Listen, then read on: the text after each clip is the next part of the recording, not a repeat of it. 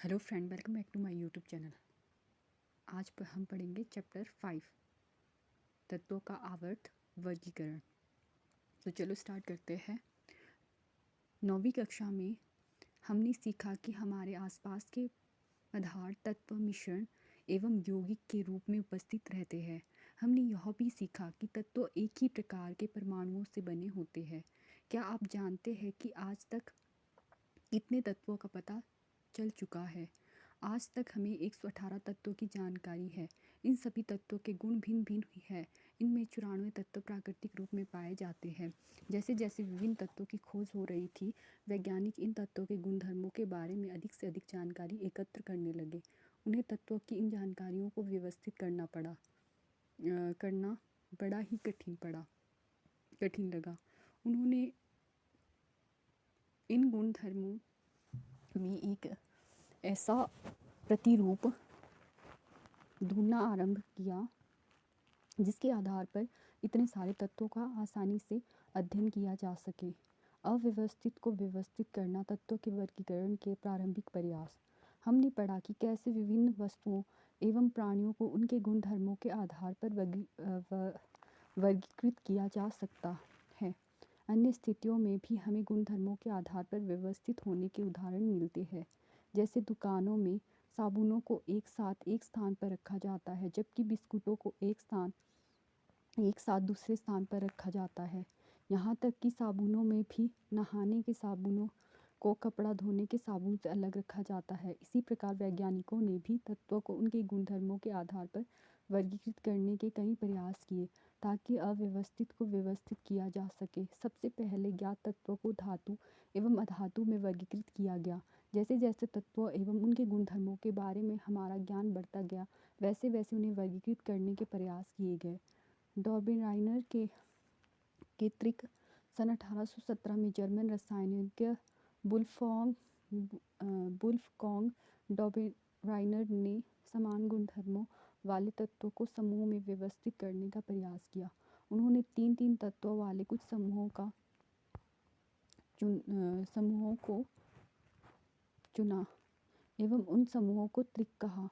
डॉर्बिनाइनर ने बताया कि त्रिक के तीनों तत्वों को उनके परमाणु द्रव्यमान के आरोही क्रम में रखने पर बीच वाले तत्वों का परमाणु द्रव्यमान अन्य दो तत्वों के परमाणु द्रव्यमान का लगभग औसत होता है। उदाहरण के लिए लिथियम, सोडियम, पोटेशियम वाले त्रिक पर ध्यान दीजिए, जिनके परमाणु द्रव्यमान क्रमशः 6, 9, 23 तथा 39 है। लिथियम तथा पोटेशियम के परमाणु द्रव्यमान का औसत क्या है? सोडियम के परमाणु द्रव्यमान से इसकी तुलना कैसे की जा सकती है? निम्न सारणी 5.1 में 3 तत्वों के कुछ समूह दिए गए हैं। इन तत्वों को परमाणु द्रव्यमान के आरोही क्रम में ऊपर से नीचे की ओर व्यवस्थित किया गया है। क्या आप बता सकते हैं कि इनमें कौन सा समूह डॉर्बिनाइनर त्रिक बनाता है?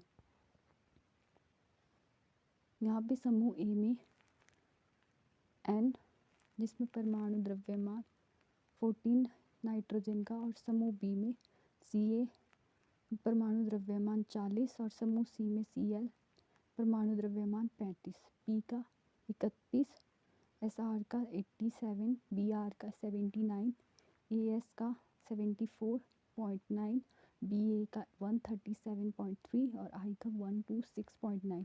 आप देखेंगे कि समूह बी तथा समूह सी डॉर्बिनाइनर त्रिक बनाते हैं। डॉर्बिनाइनर उस समय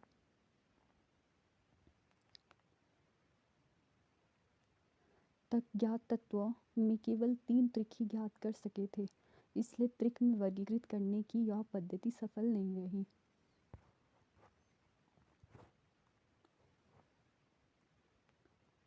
J.W. डॉर्बिनाइनर 1740-1849। जोहान वुल्फगांग डॉर्बिनाइनर ने जर्मनी के म्यूनिशबर्ग में औषधि विज्ञान की पढ़ाई की और उसके बाद स्ट्रासबर्ग में रसायन शास्त्र का अध्ययन किया।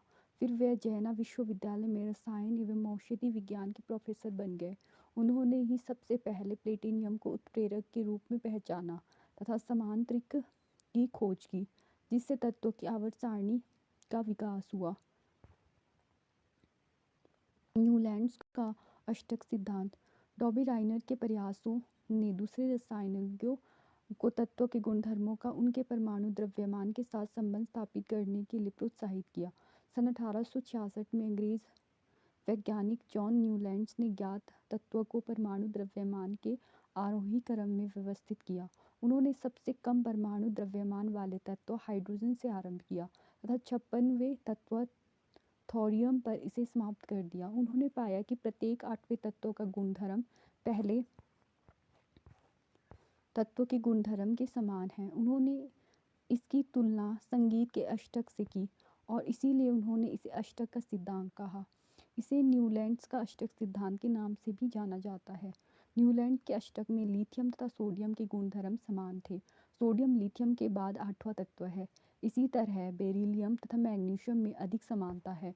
न्यूलैंड के अष्टक के मूल रूप का एक भाग सारणी 5.3 में दिया गया है।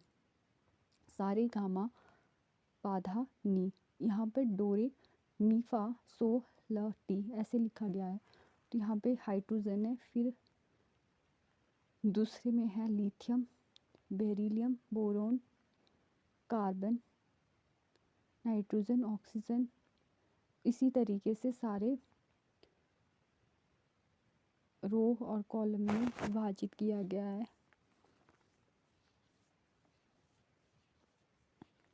क्या आप संगीत के सुरों से परिचित हैं? भारतीय संगीत प्रणाली में संगीत के 7 सुर है, सारे, गामा, पाधा, नी। और पाश्चात्य संगीत में लोग इन सुरों का ऐसे उपयोग करते हैं: डो, रे, मी, फा, सो, ल और टी। सुर के स्केल है पूर्ण टोन और अर्ध टोन आवृत्ति अंतराल से अलग किए गए होते हैं। इन सुरों का उपयोग कर कोई संगीतकार संगीत की रचना करता है। स्पष्ट है कि कुछ सुर बार बार दोहराए जाते हैं। प्रत्येक 8वां सुर पहले सुर जैसा होता है तथा अगली पंक्ति का पहला सुर होता है। ऐसा देखा गया है कि अष्टक का सिद्धांत केवल कैल्शियम तक ही लागू होता था, क्योंकि कैल्शियम के बाद प्रत्येक 8वें तत्व का गुणधर्म पहले तत्व से नहीं मिलता। न्यूलैंड्स ने कल्पना की कि प्रकृति में केवल 56 तत्व विद्यमान है, तब भविष्य में कोई अन्य तत्व नहीं मिलेगा। लेकिन बाद में कई नए तत्व पाए गए जिनके गुणधर्म अष्टक सिद्धांत से मेल नहीं खाते थे। अपनी सारणी में इन तत्वों को समंजित करने के लिए न्यूलैंड्स ने 2 तत्वों को एक साथ रख दिया, कुछ असमान तत्वों को एक स्थान में रख दिया। क्या आप सारणी 5.3 में ऐसे उदाहरण ढूंढ सकते हैं? ध्यान दीजिए कि कोबाल्ट तथा निकेल एक साथ में हैं और इन्हें एक साथ उसी स्तंभ में रखा गया है जिसमें क्लोरीन और ब्रोमीन है। यद्यपि इसके गुणधर्म उन दोनों तत्वों से भिन्न हैं। आयरन को कोबाल्ट एवं निकल से दूर रखा गया है, जबकि उनके गुणधर्मों में समानता होती है। इस प्रकार न्यूलैंड अष्टक सिद्धांत केवल हल्के तत्वों के लिए ही ठीक से लागू हो पाया। नोबेल गैसों की खोज के पश्चात अष्टक का सिद्धांत अप्रासंगिक हो गया।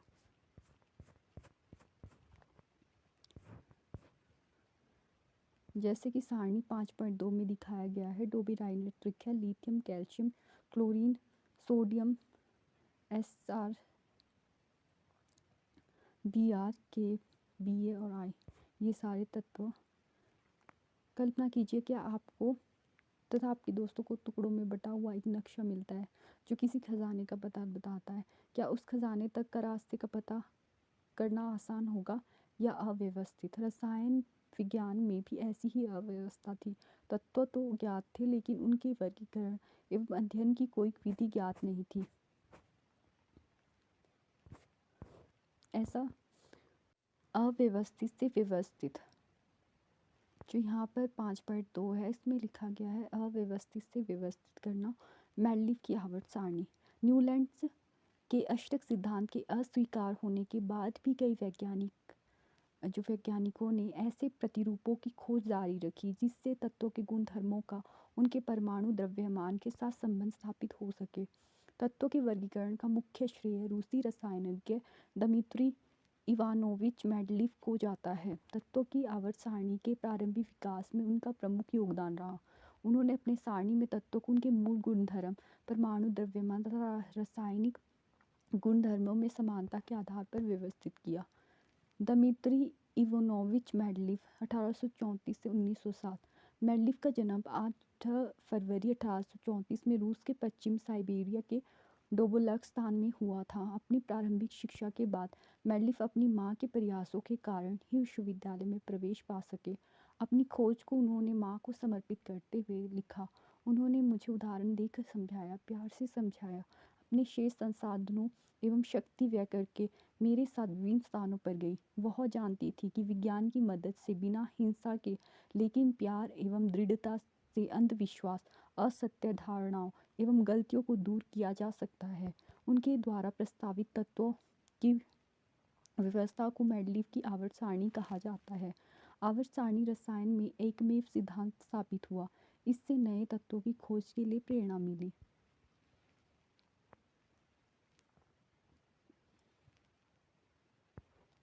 जब मेडलिफ ने अपना कार्य आरंभ किया तब तक 63 तत्व ज्ञात थे। उन्होंने तत्वों के परमाणु द्रव्यमान एवं उनके भौतिक एवं रासायनिक गुणधर्मों के बीच संबंधों का अध्ययन किया।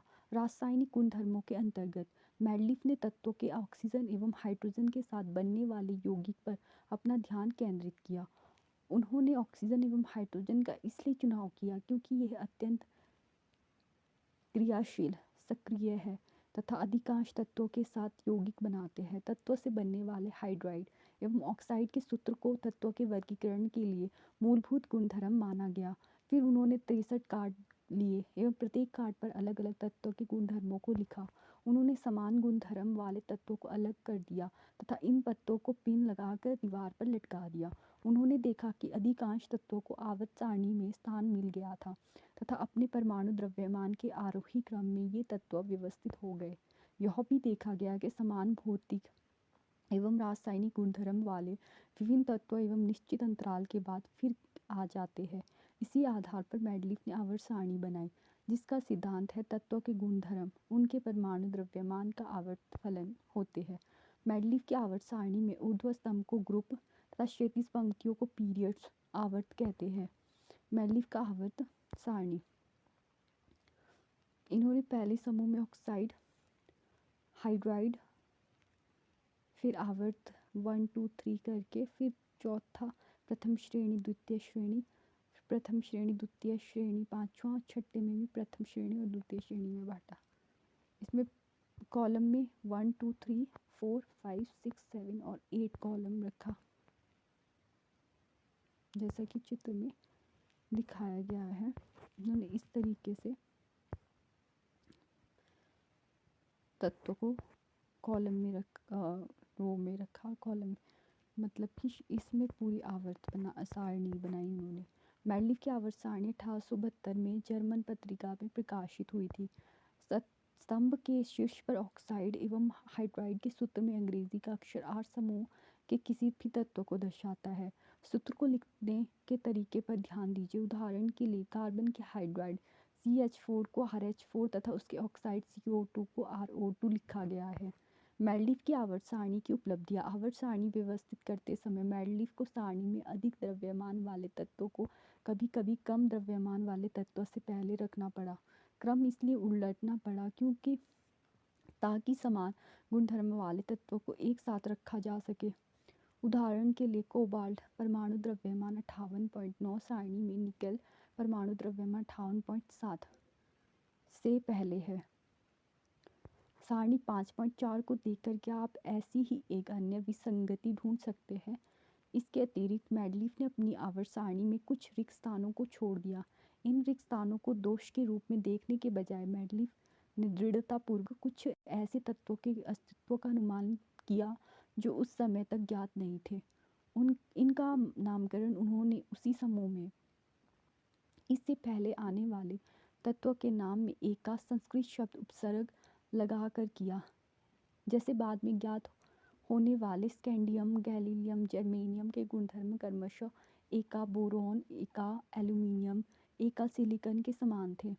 मेडलिफ द्वारा अनुमानित एका एल्यूमिनियम तथा बाद में ज्ञात गैलीलियम के गुणधर्म का सारणी 5.5 में सूचीबद्ध किया गया है।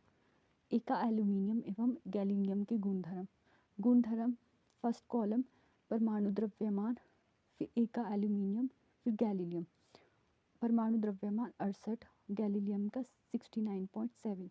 ऑक्साइड का सूत्र E2O3 एक एल्यूमिनियम का, गैलीनियम का Ga2O3, क्लोराइड का सूत्र है ECl3, गैलीलियम में GaCl3।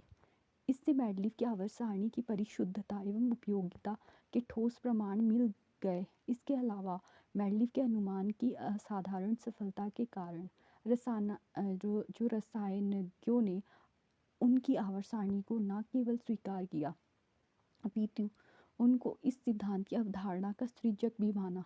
उत्कृष्ट गैसों जैसे हीलियम, नियॉन तथा ऑर्गन का पहले भी कई संदर्भ में उल्लेख किया गया। इन गैसों का पता देर से चला क्योंकि ये अक्रिय तथा वायुमंडल में इनकी मात्रा बहुत कम है। मैडलिफ की आवर्त सारणी की एक विशेषता यह थी कि जब इन गैसों का पता चला तब पिछली व्यवस्था को छेड़े बिना ही उन्हें नए समूह में रखा जा सका। मैडलिफ के वर्गीकरण की सीमाएं। हाइड्रोजन का इलेक्ट्रॉनिक विन्यास क्षार धातुओं से मिलता है। क्षार धातुओं की भांति हाइड्रोजन भी हैलोजन, ऑक्सीजन एवं सल्फर के साथ एक जैसे सूत्र वाले यौगिक बनाती है, जैसे उदाहरण में दिखाया गया है।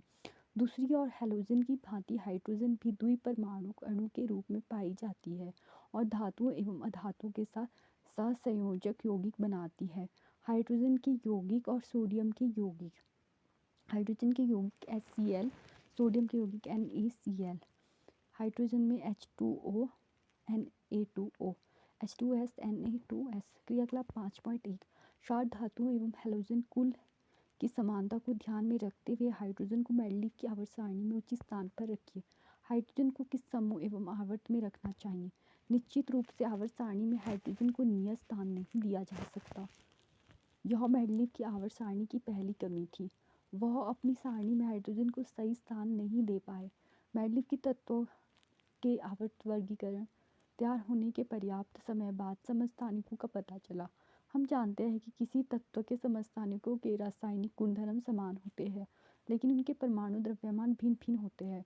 क्रियाकलाप 5.2 क्लोरीन के समस्थानिक Cl35 तथा Cl37 पर विचार कीजिए। उनके परमाणु द्रव्यमान भिन्न भिन्न होने के कारण क्या आप उन्हें अलग अलग रखेंगे, या रासायनिक गुणधर्म समान होने के कारण आप दोनों को एक ही स्थान पर रखेंगे? इस प्रकार सभी तत्वों के समस्थानिकों मैडलिफ के आवर्त नियम के लिए एक चुनौती थी। दूसरी समस्या यह थी कि एक तत्व से दूसरे तत्व की ओर आगे बढ़ने पर परमाणु द्रव्यमान नियमित रूप से नहीं बढ़ते। इसीलिए यह अनुमान लगाना कठिन हो गया कि दो तत्वों के बीच कितने तत्व खोजे जा सकते हैं। विशेषकर जब हम भारी तत्वों पर विचार करते हैं तो कठिनाई आती है। अव्यवस्थित से व्यवस्थित करना। आधुनिक आवर्त सारणी। सन 1913 में हेनरी मोजले ने बताया कि तत्व के परमाणु द्रव्यमान की तुलना में उसका परमाणु संख्या अधिक आधारभूत गुणधर्म है। तदनुसार मैडलिफ की आवर्त सारणी के परिवर्तन किया गया तथा परमाणु संख्या को आधुनिक आवर्त सारणी के आधार के रूप में स्वीकार किया गया। इस आधुनिक आवर्त नियम को इस प्रकार वर्णित किया जा सकता है। तत्वों के गुणधर्म उनकी परमाणु संख्या का आवर्त फलन होते हैं। आप जानते हैं कि परमाणु संख्या से हमें परमाणु के नाभिक में स्थित प्रोटॉन की संख्या का पता चलता है तथा एक तत्व से दूसरे तत्व तक बढ़ने पर इस संख्या में 1 की बढ़ोतरी होती है। तत्वों को उनकी परमाणु संख्या के आरोही क्रम में व्यवस्थित करने पर जो वर्गीकरण प्राप्त होता है उसे आधुनिक आवर्त सारणी कहा जाता है। तत्वों की परमाणु संख्या के आरोही क्रम में व्यवस्थित करने पर तत्वों के गुणधर्मों का अधिक परिशुद्धता के अनुमान लगाया जा सकता है। क्रियाकलाप 5.3 आधुनिक आवर्त सारणी में कोबाल्ट एवं निकेल के स्थान कैसे निर्धारित किए गए हैं? आधुनिक आवर्त सारणी में विभिन्न तत्वों के समस्थानिकों का कैसे सुनिश्चित किया गया है? क्या 1.5 परमाणु संख्या वाले किसी तत्व को हाइड्रोजन तथा हीलियम के मध्य रखा जा सकता है? आपके अनुसार आधुनिक आवर्त सारणी में हाइड्रोजन को कहाँ रखना चाहिए? आप देख सकते हैं कि आधुनिक आवर्त सारणी में मैडलिफ की आवर्त सारणी की तीनों कमियों को सुधारा गया। आधुनिक आवर्त सारणी में तत्वों का स्थान किन बातों पर निर्भर करता है, यह जानने के बाद हम हाइड्रोजन की असंगत स्थिति की चर्चा करेंगे। आधुनिक आवर्त सारणी में तत्वों की स्थिति। आधुनिक आवर्त सारणी में 18 ऊर्ध्व स्तंभ है जिन्हें समूह कहा जाता है तथा 7 क्षैतिज पंक्तियां हैं जिन्हें आवर्त कहा जाता है। आइए देखते हैं कि किसी समूह अथवा आवर्त में तत्वों की स्थिति किस बात पर निर्भर करती है। क्रियाकलाप 5.4 आधुनिक आवर्त सारणी के समूह एक में उपस्थित तत्वों के नाम बताइए। समूह एक के पहले तीनों तत्वों के इलेक्ट्रॉनिक विन्यास लिखिए। इन तत्वों के इलेक्ट्रॉनिक विन्यास में क्या समानता है? इन तीनों तत्वों में कितने संयोजकता इलेक्ट्रॉन हैं? समूह एक में है हाइड्रोजन, 2 नंबर रो पे है, दूसरे रो पे है लिथियम बेरिलियम। यहाँ पे फर्स्ट रो में है हाइड्रोजन, फिर boron, carbon, nitrogen, oxygen, fluorine. दूसरे रो में है lithium beryllium, boron, carbon, nitrogen, oxygen, fluorine और नियॉन। थर्ड रो में है sodium, magnesium, aluminium, silicon, phosphorus, sulphur, chlorine और आर्गन। चौथे रो में है potassium, calcium, scandium, titanium, vanadium, chromium, manganese, iron, cobalt, nickel, copper, zinc, gallium, germanium, arsenic, selenium, bromine और krypton. पांचवें में है रुबिडियम, स्ट्रोंटियम। और इस तरीके से सारे के सारे जो तत्व है, जैसे स्कैंडियम, इंडियम, टीन, हेसन, एंटीमनी, आयोडीन, जिनॉन, ये इस रो में है। फिर सिक्स्थ है सीजियम, बेरियम, लैंथेनियम। इस तरीके से सारे तत्व है सिक्स्थ रो में। फिर सेवेंथ रो में है फ्रेंशियम, रैंडियम, एक्टियम, रदरफोर्डियम और इस तरीके से सारे तत्व है। इसमें लास्ट तत्व है ओजी। उसके बाद लैंथेनाइड और एक्टिनाइड की रो है, जो कि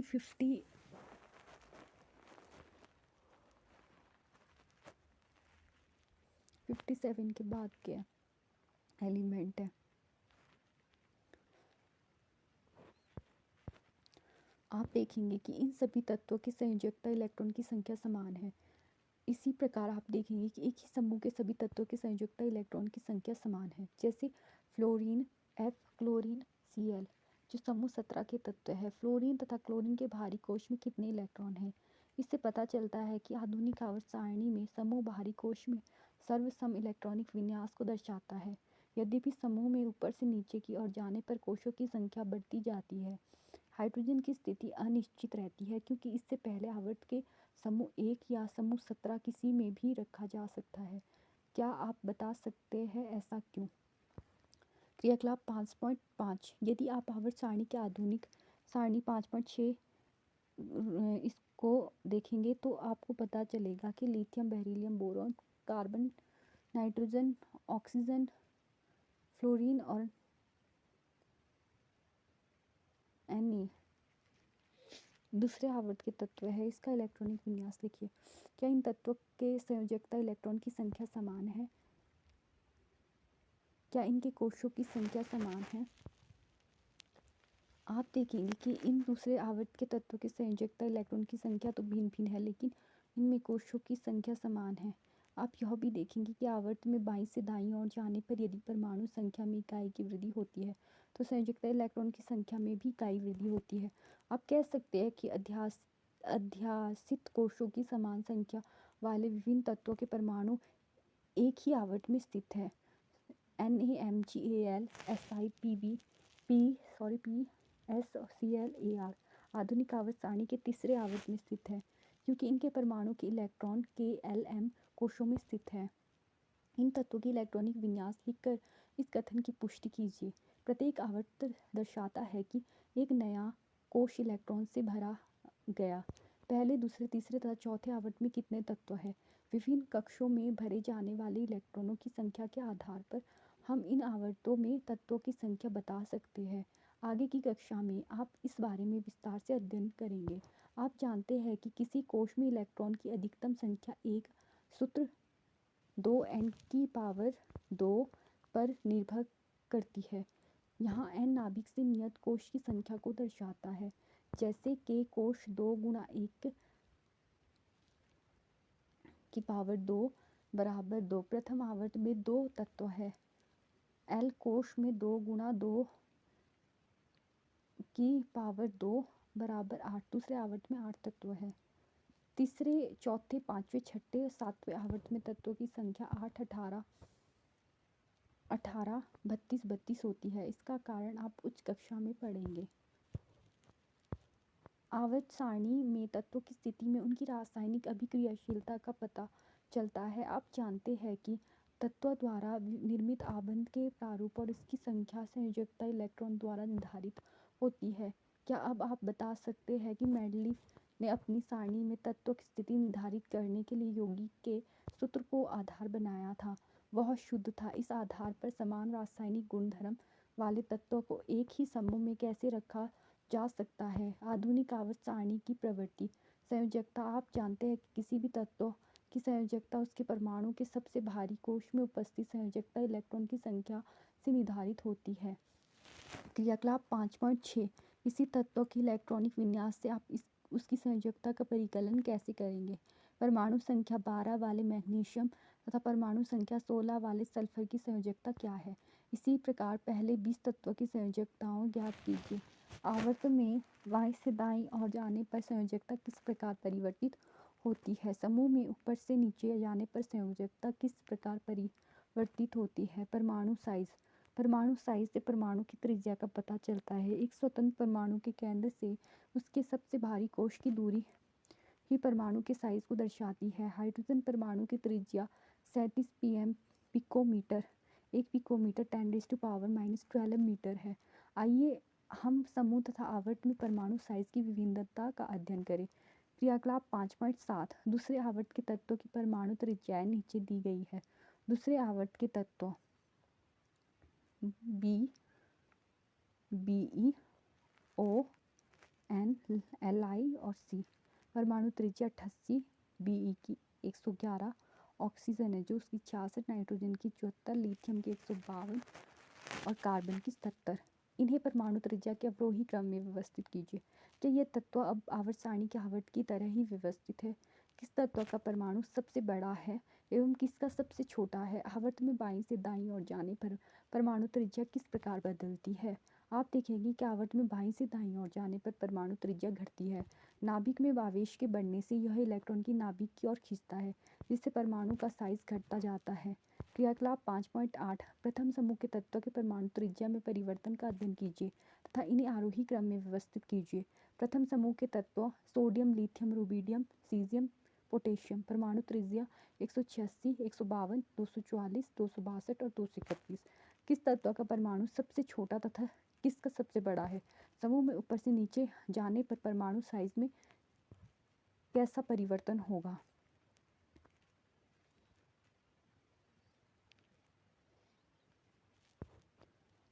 आप देखेंगे कि समूह में ऊपर से नीचे जाने पर परमाणु का साइज बढ़ता है। ऐसा इसलिए होगा क्योंकि नीचे जाने पर एक नया कोश जुड़ जाता है। इससे नाभिक तथा सबसे भारी कोश के बीच की दूरी बढ़ जाती है और इस कारण नाभिक का आवेश बढ़ जाने के बाद भी परमाणु का साइज बढ़ जाता है। धात्विक एवं अधात्विक गुणधर्म। क्रियाकलाप 5.9 तीसरे आवर्त के तत्वों की जांच कर उन्हें धातु तथा अधातु में वर्गीकृत कीजिए। सारणी के किस और धातुएं स्थित है? सारणी में किस और अधातुएं स्थित है? सोडियम एवं मैग्नीशियम जैसे धातुएं सारणी के बाईं और सल्फर तथा क्लोरीन जैसी अधातुएं दाईं ओर स्थित है। मध्य में सिलिकॉन स्थित है, जिसे अर्धधातु तथा उपधातु कहते हैं। यह अधातु एवं धातु दोनों के गुणधर्म है वो प्रदर्शित करती है। आधुनिक आवर्त सारणी में एक टेढ़ी मेढ़ी रेखा धातु के अधातु से अलग करती है। इस रेखा पर आने वाले तत्व boron, silicon, germanium, arsenic, antimony, tellurium एवं पोलोनियम धातुएं एवं अधातुएं दोनों के गुणधर्म प्रदर्शित करते हैं, इसलिए इन्हें अर्धधातु उपधातु भी कहते हैं। तीसरे अध्याय में आपने देखा कि आबंध बनाते समय धातु में इलेक्ट्रॉन त्यागने की प्रवृत्ति होती है, अर्थात यह विद्युत धनात्मक होते हैं। क्रियाकलाप 5.10 समूह में इलेक्ट्रॉन त्यागने की प्रवृत्ति किस प्रकार बदलती है? आवर्त में यह प्रवृत्ति कैसे बदलेगी? आवर्त में जैसे जैसे संयोजकता कोश के इलेक्ट्रॉन पर किया जाने वाले प्रभावी नाभिक के आवेश बढ़ता है, इलेक्ट्रॉन त्यागने की प्रवृत्ति घट जाती है। समूह में नीचे की ओर संयोजकता इलेक्ट्रॉन पर क्रिया करने वाली प्रभावी नाभिक के आवेश घटता है। क्योंकि सबसे भारी इलेक्ट्रॉन नाभिक से दूर होते हैं, इसलिए इलेक्ट्रॉन सुगमता पूर्वक निकल जाते हैं। इसलिए धात्विक अभिलक्षण आवर्त में घटता है तथा समूह में नीचे जाने पर बढ़ता है। दूसरी ओर अधात्विक विद्युत ऋणात्मक होती है, इसमें इलेक्ट्रॉन ग्रहण करके आबंध बनाने की प्रवृत्ति होती है। आइए इन गुणधर्मों की विविधता के बारे में जानकारी प्राप्त करें। निम्न क्रियाकलाप 5.11 आवर्त में बाईं से दाईं ओर जाने पर इलेक्ट्रॉन ग्रहण करने की प्रवृत्ति कैसे परिवर्तित होगी? समूह में ऊपर से नीचे जाने पर इलेक्ट्रॉन ग्रहण करने की प्रवृत्ति कैसे परिवर्तित होती है? विद्युत ऋणात्मक की प्रवृत्ति के अनुसार अधात्विक आवर्त सारणी के दाहिनी ओर ऊपर की ओर स्थित होती है। इन प्रवृत्तियों में हमें इन तत्वों से बने ऑक्साइडों की प्रकृति भी पता चलता है, क्योंकि धातु के ऑक्साइड क्षारीय तथा अधातु के ऑक्साइड सामान्यतः अम्लीय होते हैं। आपने क्या सीखा? तत्वों को उनके गुणधर्मों में समानता के आधार पर वर्गीकृत किया गया है। डॉबेराइन ने तत्वों को त्रिक से वर्गीकृत किया, जबकि न्यूलैंड ने अष्टक का सिद्धांत दिया। मैंडलीफ ने तत्वों को उनके परमाणु द्रव्यमान के आरोही क्रम रासायनिक गुणधर्मों के आधार पर वर्गीकृत किया। मैंडलीफ ने आवर्त सारणी में खाली स्थानों में आधार पर नए तत्व की भविष्यवाणी की। तत्वों को परमाणु द्रव्यमान के आरोही क्रम में व्यवस्थित करने से होने वाली विसंगतियां परमाणु संख्या के आरोही क्रम में व्यवस्थित करने से दूर हो गई। तत्वों के इस आधारभूत गुणधर्म अर्थात संख्या की खोज मोजले ने की। आधुनिक आवर्त सारणी में तत्वों को 18 ऊर्ध्व स्तंभों, जिन्हें समूह कहते हैं, तथा 7 क्षैतिज पंक्तियों, जिन्हें आवर्त कहते हैं, में व्यवस्थित किया। इस प्रकार व्यवस्थित तत्व परमाणु साइज, संयोजकता तथा संयोजन क्षमता तथा धात्विक एवं अधात्विक अभिलक्षण जैसे गुणधर्मों में आवर्तीयता प्रदर्शित करते हैं। Thank you for watching. अगर मेरे द्वारा दी गई इन्फॉर्मेशन आपको महत्वपूर्ण लगती है तो मेरे चैनल को लाइक, शेयर और सब्सक्राइब कर ले।